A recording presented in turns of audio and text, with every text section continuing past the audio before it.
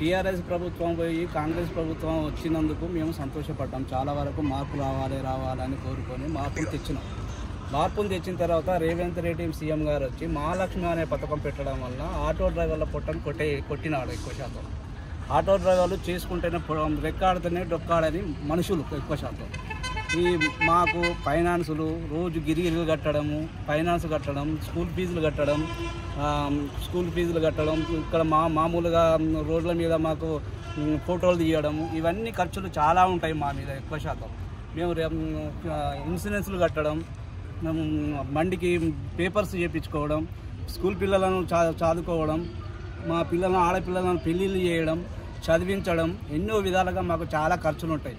ఇవన్నీ ఖర్చులు ఇన్ని రోజులను మేము తట్టుకొని ముందుకు వచ్చినాం. కానీ ఇప్పుడు ఈ రోజులలో మాకు ముందుకు పోయే రోజులు లేవు. ఇప్పుడు ఎక్కువ శాతం మమ్మల్ని మామూలుగా సీఎం రేవంత్ రెడ్డి మా ఆటో డ్రైవర్లను ఆలోచించి మొత్తం మేము ఒక వరంగల్లోనే లేవు, తెలంగాణ యావత్ ప్రపంచం మీద ఆటో డ్రైవర్లు ఉన్నారు.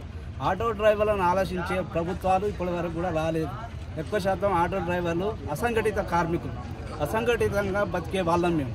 కాబట్టి మమ్మల్ని ఆలోచించి మహాలక్ష్మి పథకం అనేదాన్ని ఈయన ఏంటిదనంటే మామూలుగా విద్యార్థులకు 10th వరకు ఇంటర్ వరకు వీళ్లకు చేస్తే బాగుండేది.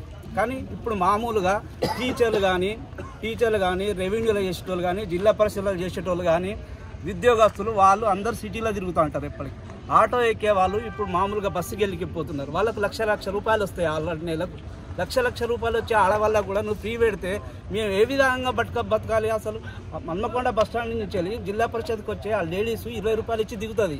ఇప్పుడు ఆమెకు ఫ్రీ వచ్చింది కాబట్టి మామూలుగా పల్లెవేలుగా వచ్చి మూల మీద దిగి నడిచిపోతాను. గుంపులు నడిచిపోతున్నారు ఎక్కువ శాతం. అట్లాంటప్పుడు మా ఆటో డ్రైవర్లకు కొట్టిన రేవంత్ రెడ్డి మామూలుగా ఆలోచించి సిటీలో కాకుండా నువ్వు ఒక పల్లెవేలుగా సిటీ ఎక్స్ప్రెస్సా వాటికి అన్నిటికీ పెట్టడం వలన మాకు చాలా వరకు ఇబ్బందికరంగా ఉన్నది. మేము తీసుకుపోయి రెక్కాడితే డొక్కాడని మనుషులం మేము. కాబట్టి మీరు ఆలోచించాలి రేవంత్ రెడ్డి గారని మనవి చేయించు.